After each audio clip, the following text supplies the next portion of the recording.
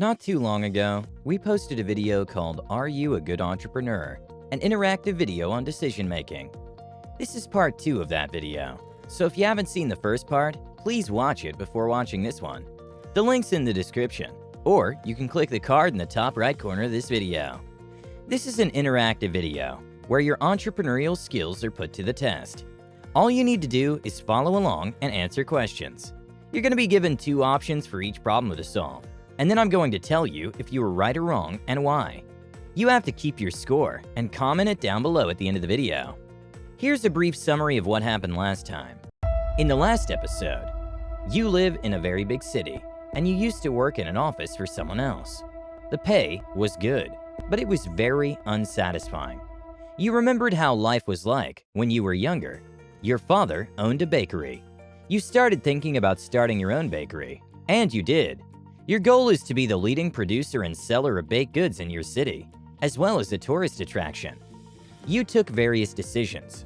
First, you got a loan from a bank to fund your startup, and then you developed a business plan.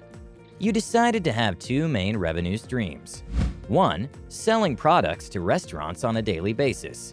2, selling products in a coffee shop bar area with trending style. You also hired 3 people in your business to help you manage everything.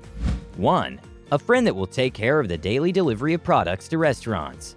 2, a baker that works at night for your products to be fresh in the morning. 3, a young lady that will be the face of your shop and will work in the coffee shop area. Finally, you developed a marketing strategy and you decided to combine social media advertising, which is good for tourism, with giving away free samples in malls, which is good for the locals. Before we continue, I'd like to know, are you getting any value so far? If you are, kindly like this video, and if you're new, welcome, and go ahead and click subscribe. Done? Good. Let's move on. So, you've been in business for about 8 months, and it's been an overnight success. Locals love your breakfast area, and tourists actually wait in line to get a taste of your special donuts. However, it isn't enough. You only have 3 employees, and your friend is starting to miss some deliveries since there are too many to handle.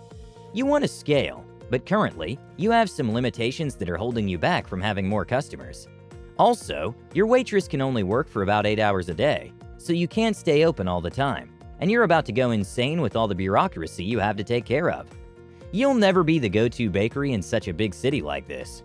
Currently, you are very influential, but only in your neighborhood area. In order to scale, you need to hire more people so that you can strategize. Right now, your time is filled with handling taxes and other tasks. You hire an accountant, an assistant, another driver for your delivery services, another baker, and another waiter. This means you have 5 more people to pay. But on the upside, you now have the necessary time to plan your growth. Here's how you go about this. Right now, you're cooking products, and you have your coffee shop area in the same building. This makes it easy for products to go from the bakery area to the customer area. But it also means that your space is very limited, so if you want to produce even more, you can't. At this point, you have 2 choices. First, you could just rent another place like the one you have right now. There's an available place in another part of your city, and it will have a very similar structure and space as the one you currently work in. You could place your second waiter and your second baker over there and try to conquer a new neighborhood. Second, you could simply rent 2 places, one for the coffee shop and one to bake your products. This has a huge downside. You'd have to transport products from bakery to shop every day, which costs more money and time every morning. On the upside, you'd have a bigger coffee shop area, and you'd be able to receive more customers. The number of customers isn't a real problem now, it's just that you can't handle all of them.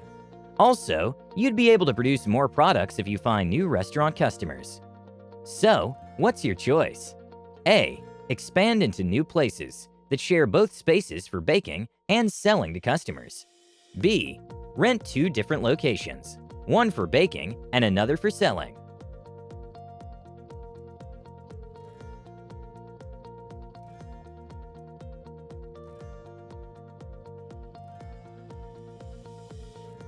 Done? Good. If you've chosen A, I'm sorry, but you're terribly wrong. Here's the thing, your goal is to expand and dominate the whole city in your industry. This will not be achieved with a small little coffee shop. It holds you back from expanding and producing even more. Now you have a small number of employees, but if you have a bigger place to produce your stuff, you have a more scalable business. This simply means it will be drastically easier to expand. Think about it. All you need to do is hire new people, invest in more raw ingredients, and you're on the way to producing more. So, you acquire 2 new locations. You now own 3 of them, 2 coffee shops and 1 main bakery. The 2 coffee shops are in different parts of town, and one of them is already dominated by you. There's no real competition. The expansion took you about a month, and now you have a lot more costs. The profits you used to make in your first location aren't enough to make a profit or just break even. You need more customers in your new coffee shop, and you need new restaurants to ask for your products. In the new area, you also have new competition that you didn't have before. It's not exactly a bakery, it's an ice cream parlor. This doesn't really have much to do with the restaurants you work with, but it does take away a good chunk of your potential customers, tourists. People come to that specific area specifically to try out their ice cream. It's very famous. If you don't do anything about it, you might live in the shadow of that ice cream vendor until you eventually run out of money. So, what should you do about this? Well, you have 2 options. A, you could focus on generating more sales with restaurants in the new area. Your name is still not well known there, and even though they already have the providers of their baked products, you might be able to convince them to sign a contract with you. This would bring a pretty steady revenue, and every restaurant you close would pay you to supply them with your products on a weekly or monthly basis. This would be a steady, predictable income for you. If you choose A, B will be done later. B, you could focus on generating more sales for your coffee shop in the new area. To beat your competition, you would need some heavy marketing strategies, including social media marketing and giving away free samples in the whole area to make yourself a name there too. If you choose B, A will be done later. Now, you can't choose both because you don't have the budget. You can only choose one, but choose wisely. Remember that each revenue stream, restaurants and tourists, makes about 50% of your profit. So, what are you going for?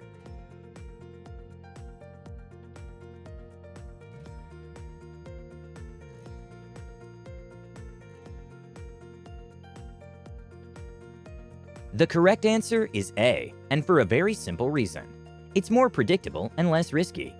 You're in a delicate phase of your business, and you definitely don't want to take on much risk.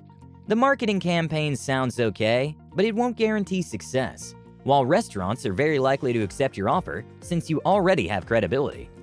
A steady revenue every month will help you budget your future campaigns and scale predictably, while option B could just make your business spiral out of control at any given time. Fast forward 8 months later, you're doing fantastic. Business is booming, and you've put the ice cream parlor out of business. Your strategies worked as predicted, and after closing some restaurants on contracting with you, you've expanded in the new area, and now you dominate the local market.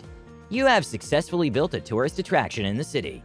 You also hired more people, both for deliveries, accounting, law, and service. You're now not working in the business, you're working on the business. Everything looks great until something unexpected happens. A new virus that you've never heard of starts threatening the world economy. It's called COVID-19, or coronavirus. Restaurants from all over the world are closing down. Tourism-related businesses are dying, and it definitely doesn't look too good for you. During the peak of the pandemic, most local restaurants that were clients of yours have closed temporarily, and some even filed bankruptcy. You took all safety measures for your coffee shops, but 75% of your revenue is gone with tourists and restaurants. What should you do now? Well, you need to drastically change your business model. In the last months, you've made millions and millions of dollars in profits, so you do have the necessary capital for expansion. First of all, you turn in the key to the old location. It's too small, and the rent isn't worth it. No real customers ever come there. To expand, you decide that the only way is to go national. You won't survive as a local business owner. You need to go for the whole nation, or at least the state. You have 2 options here. A, go for supermarkets and stores. Some of them have a bakery. You could deliver freshly baked products to supermarkets and have them sell them there. This could also work with malls and similar. People still need bread, donuts, and muffins, so you'll still sell. B, go for restaurants that are still open in your state. Obviously, this option is less expensive, since you won't have to change your product at all, but you will have a less predictable situation. You never know when the virus hits harder, and restaurants are forced to close. Supermarkets won't close because people are still going to need to shop. Now, this is an interesting situation. In both cases, you would have to take on risk and serious expenses in order to make deliveries happen. I will leave this one up to you. Actually, comment down below what you would choose and why. Also, let us know your score from today's video, combined with the one from the last video. Mine is 8 out of 8, just saying. If you enjoyed this video, check out these two. 10 money traps you must avoid at all costs. Trick yourself to save more, how to be good with money. Well guys, thank you so much for watching, and I really do hope you enjoyed the video and learned a thing or two. If you'd like a part 3 of this video, let us know with a comment. With that said, have a great day you guys, and I'll see you all in the next one.